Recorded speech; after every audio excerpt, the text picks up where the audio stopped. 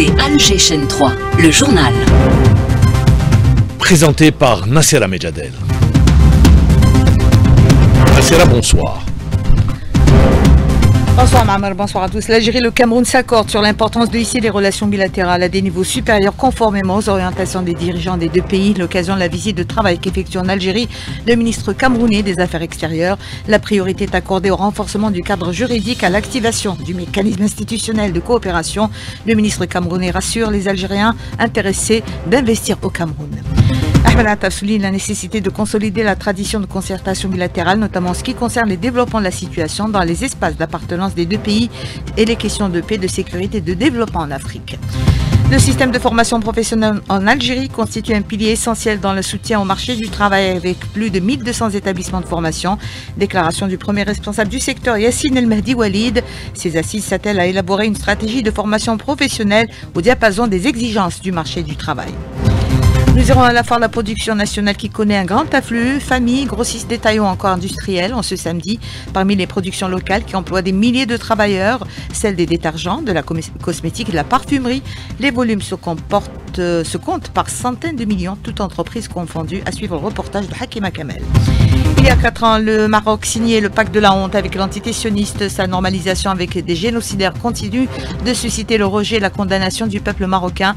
Le Front anti-normalisation appelle à de grandes manifestations demain dimanche à travers toutes les villes du Maroc.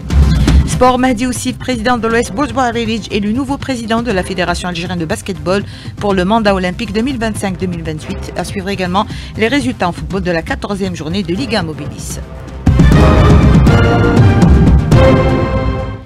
Mesdames, Mesdemoiselles, Messieurs, merci de vous joindre à nous. L'Algérie et le Cameroun s'accordent donc sur l'importance de hisser les relations bilatérales à des niveaux supérieurs conformément aux orientations des dirigeants des deux pays. L'occasion, la visite de travail qu'effectue en Algérie le ministre camerounais des Affaires extérieures, le jeune Mbela Mbela, qui s'est entretenu avec Ahmed Attaf en tête-à-tête, suivi d'une séance de travail élargie avant de s'exprimer dans une déclaration à la presse. Le ministre des Affaires étrangères de la communauté nationale à l'étranger et des Affaires africaines a souligné que cette rencontre avait permis de passer en revue les voies et moyens de réaliser davantage d'acquis afin de renforcer les relations et de les hisser à un niveau stratégique. Il a indiqué être convenu avec son homologue de 3 principales étapes visant à ouvrir de nouvelles perspectives aux relations algéro-camerounaises. Ahmed Attaf. Aujourd'hui, nous nous sommes mis d'accord sur 3 étapes principales qui offriront de nouveaux horizons aux relations algéro-camerounaises. Il s'agit d'abord de renforcer le cadre juridique des relations bilatérales en accélérant les négociations sur les textes juridiques actuellement proposés, lesquels constituent une opportunité de diversifier le partenariat entre nos deux pays. Deuxièmement, activer les mécanismes institutionnels de coopération bilatérale en accélérant l'organisation de la prochaine session du comité mixte gouvernemental et activer le mécanisme de concertation politique entre les deux pays, ainsi que le Conseil des hommes d'affaires algéro-camerounais créé en janvier 2023. Troisièmement, identifier et actualiser les priorités de la coopération bilatérale en travaillant à évaluer les résultats obtenus dans les domaines traditionnels de coopération qui sont au cœur des efforts de développement national des deux pays.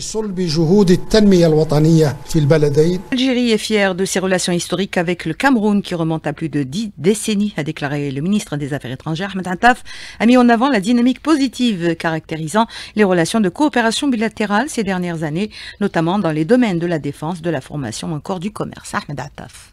Nous sommes fiers de la dynamique positive dont témoignent les relations de coopération algéro-camerounaises ces dernières années, notamment dans les domaines de la défense, de la formation, du commerce ainsi que dans le secteur du transport aérien qui a connu l'activation de la ligne directe Alger-Douala depuis octobre 2023. Nous sommes fiers de notre affiliation africaine authentique et ancrée et notre engagement commun et permanent à contribuer à unir les rangs africains et à renforcer le rôle de notre organisation continentale dans la résolution des défis de l'Afrique et l'avancement du programme pour la paix, la sécurité et le développement durable. De son côté, le ministre camerounais des Relations extérieures a qualifié sa rencontre avec Ahmed Attaf d'une nouvelle étape dans les relations bilatérales, notamment au plan économique. On l'écoute. Nous sommes venus dans le cadre d'une visite de travail bilatérale. Cette rencontre est un nouveau départ dans le cadre des relations bilatérales entre le Cameroun et l'Algérie. Nous avons fait un diagnostic de ces relations Et nous avons également tracé les nouvelles lignes de perspectives à venir. On doit tenir une commission mixte d'ici l'année prochaine en juillet. Comment nous devons coopérer ensemble pour initier une relation qui soit bénéfique pour le peuple algérien et camerounais. L'Algérie est aujourd'hui la troisième puissance économique de l'Afrique. Nous estimons donc qu'on peut donc renforcer, diversifier les relations économiques.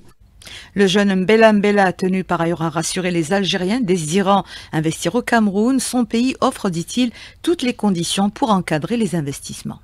Nous avons convenu qu'il faut mettre en place un corpus juridique d'accord pour encadrer et protéger les investissements. C'est-à-dire que si les Algériens viennent investir au Cameroun, il est tout à fait normal que les investissements soient protégés. Le Cameroun dispose d'un code d'investissement assez attractif et qui fait une part belle aux investisseurs étrangers qui viennent nous accompagner dans notre développement. Ceci pour le partenariat algéro-camerounais. Le secrétaire d'État auprès du ministre des Affaires étrangères chargé de la communauté nationale à l'étranger, Sofiane Chaïb, a reçu aujourd'hui les membres du Conseil supérieur de la jeunesse, représentants de la communauté algérienne établie à l'étranger. Cette rencontre a été consacrée particulièrement aux préoccupations de la jeunesse de la communauté nationale. Le secrétaire d'État a réitéré à l'occasion sa ferme détermination à œuvrer avec tous les acteurs représentant la communauté pour trouver les meilleurs moyens à même de répondre à leurs préoccupations, soulignant l'importance capitale accordée par le président de la République Abdelmajid Tebboune à la jeunesse, placée du reste au cœur de ses préoccupations et de ses orientations. Sofiane Chaïb a également rappelé le rôle primordial du Conseil supérieur de la jeunesse, dont la création constitue, dit-il, une étape importante dans le renforcement de la participation active des acteurs juvéniles à la nouvelle dynamique que connaît le pays, d'autant plus que cette instance compte parmi ses membres les représentants de la communauté nationale établie à l'étranger. L'heure est à la réforme du secteur de la formation professionnelle. Des assises nationales sont consacrées à ce secteur au CIC. Il s'agit d'élaborer une feuille de route adaptée aux besoins du marché du travail et à promouvoir le secteur conformément aux besoins du marché du travail. Le ministre de la Formation et de l'Enseignement professionnel, Yassine El Mahdi Walid, l'a souligné dans une allocution à l'ouverture des travaux de ces assises qui vont s'étaler sur 2 jours. Il a notamment mis en avant que le système de la formation professionnelle était la pierre angulaire du marché du travail. Il a rappelé que plus de 1200 établissements de formation comptent actuellement plus de 600 000 stagiaires, chaque année. Il a également mis l'accent sur l'importance de développer ce système conformément au marché du travail qui connaît, dit-il, de grandes mutations en raison des avancées technologiques. En marge, Yassine Walid El Mahdi a annoncé la mise en place d'un institut à l'est du pays dédié à l'électronique et la mise en place d'un institut de formation en industrie automobile, et cela en collaboration avec le secteur économique. Il en parle à Soraya Arslan.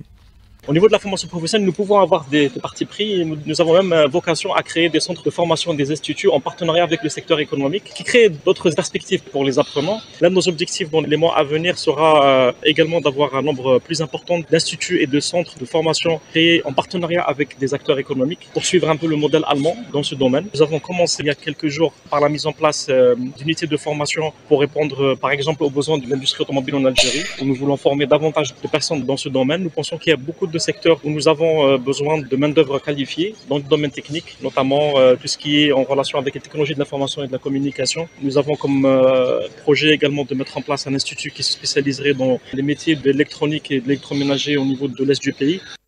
Il est question également à travers ces assises de renforcer le dialogue et de la concertation entre le secteur public et privé. On écoute Fatiha Ould Saïd, directrice de l'Institut national de formation professionnelle de Rebahia As'ida. Elle est au micro de Soraya Arslan.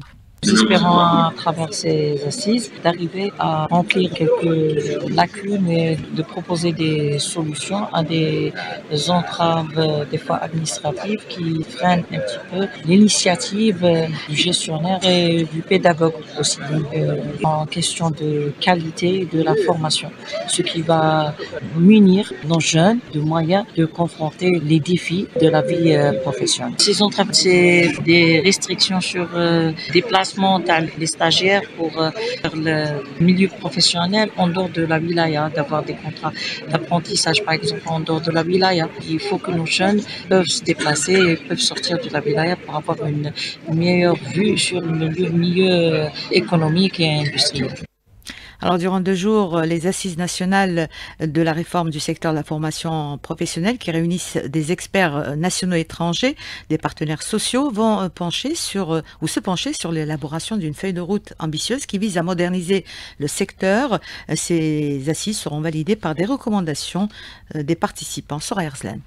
Promouvoir l'entrepreneuriat, soutenir la question de la numérisation du secteur, la formation par apprentissage, les écoles privées, ce sont là les objectifs escomptés des assises nationales de la formation professionnelle qui se poursuivent à Alger. En marge de cette rencontre, 5 panels ont été mis en place portant la qualité de la formation, la numérisation et l'alignement de la formation en fonction des besoins du marché. Amel Mahyouz, experte dans le secteur de la formation en Belgique. Il y a un point important qui revient, c'est la nécessité de monter dans le train de la digitalisation. Le deuxième point, je crois que c'est l'implication du monde économique dans la formation professionnelle. C'est ça qui va nous permettre d'être plus efficaces dans les formations et de répondre à des besoins en compétences des entreprises. Troisième point, c'est la formation des formateurs qui est plus que nécessaire pour que eux puissent aussi dans leur formation mettre en application l'outil digital et le numérique. Plusieurs axes de travail ont été retenus pour l'événement sur les questions liées à l'apprentissage, les réformes et la modernisation du secteur de la formation professionnelle.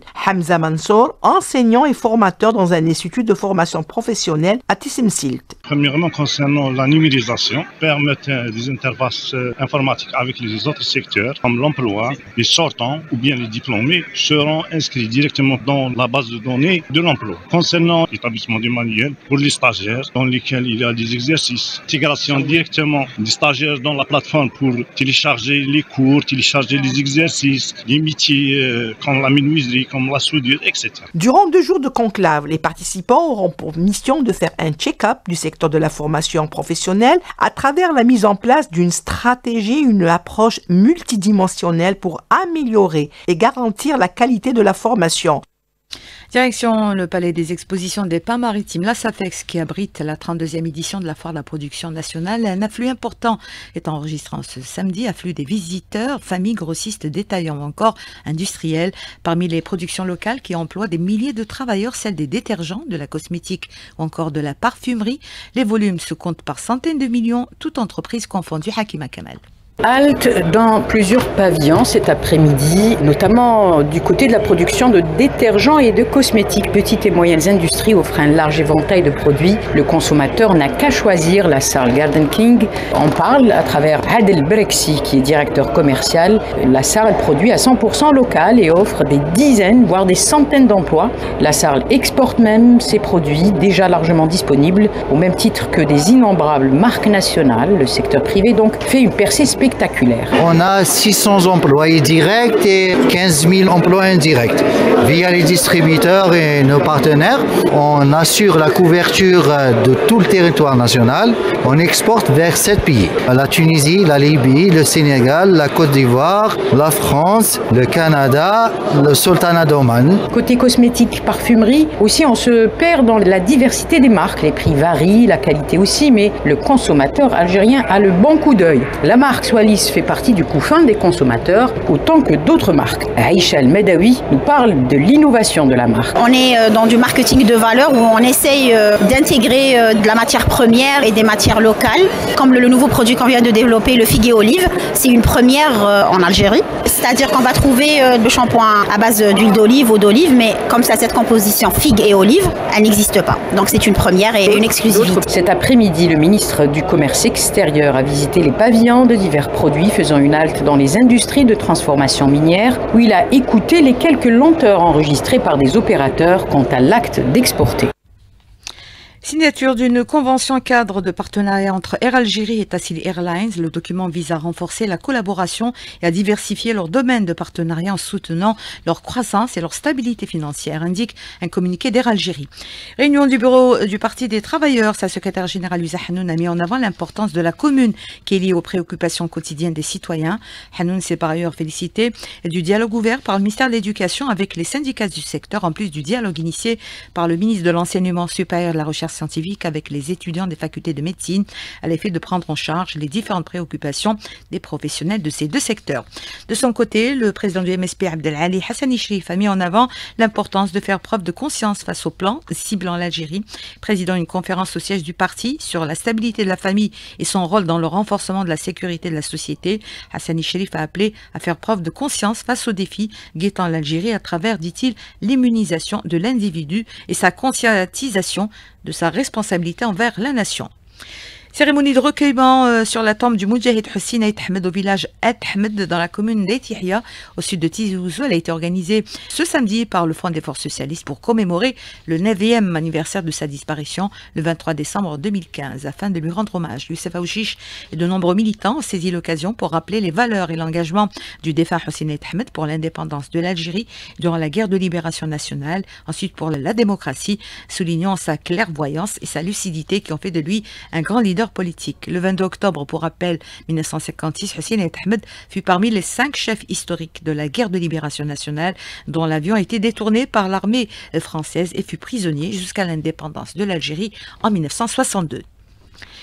Il y a 4 ans, le Maroc signait le pacte de la honte avec l'entité sioniste. Sa normalisation avec des génocidaires continue de susciter le rejet et la condamnation du peuple marocain. Le Makhzen, dans son approche d'asservissement au régime de l'apartheid, renforce depuis la normalisation sa coopération militaire et sert de base avancée à l'entité sioniste dans son agression barbare et sans précédent à Gaza. Karima Hasnaoui.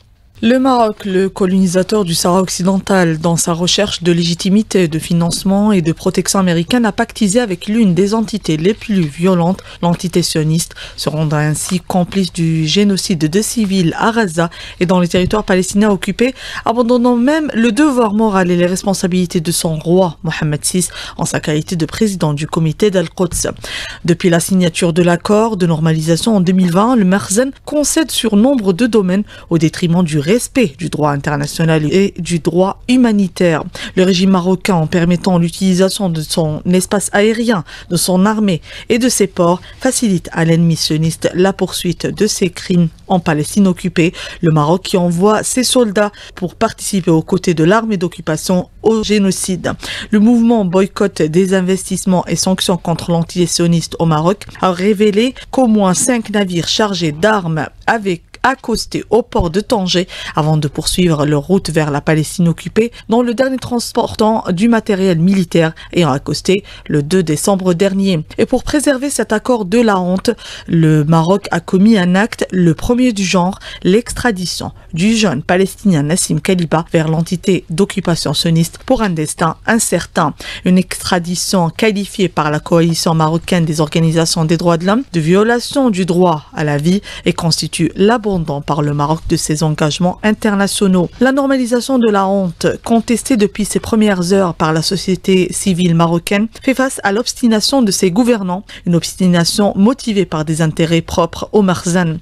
4 ans de normalisation, 4 années de contestation des Marocains, lesquels rejettent catégoriquement cet accord. Fermeture du bureau de liaison avec l'entité israélienne à Rabat, sit-in devant le Parlement, manifestation en masse contre les visites des responsables sionistes. La rue marocaine se fait entendre et pourtant le Makhzen en fait fi et s'embourbe dans ses accords de la honte. Rappelons que pour la 63e semaine consécutive et en réponse à l'appel du comité marocain de soutien aux causes de la nation, sous le mot d'ordre « La normalisation est une trahison », des milliers de Marocains sont sortis hier dans plusieurs villes, villages et localités pour exiger la protection des civils palestiniens et contestant la position du régime marocain.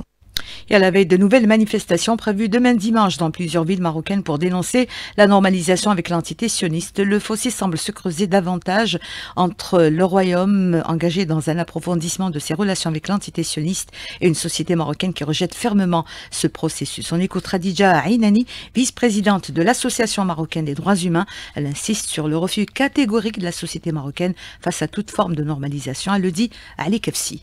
en tant que peuple marocain, en tant que société civile, en tant qu'association des droits humains, on a toujours refusé toute normalisation avec l'entité sioniste parce que tout simplement, c'est une entité criminelle. On sait ce qu'il fait maintenant en Palestine et ce qu'il faisait toujours en Palestine de génocide. Ces attaques contre le Liban, contre la Syrie, contre le Yémen et contre toute la région. Donc, on sait très bien que c'est un outil donc de l'impérialisme dans la région et le projet sioniste ça concerne donc toute la région. Sans compromis, il n'y aura ni président ni réforme. Une déclaration signée Nabih Berri, président du Parlement, alors que se profile l'élection présidentielle prévue le 9 janvier prochain. Nabih Berri souligne l'urgence de dépasser les divisions pour élire un chef d'État capable de relancer les institutions paralysées et répondre aux attentes des Libanais. Le président français Emmanuel Macron a démenti hier les informations publiées dans une enquête du journal Le Monde, selon lesquelles Macron a déclaré en 2023 devant son ministre de la Santé de l'époque: le problème des urgences dans ce pays, c'est que c'est rempli de Mamadou.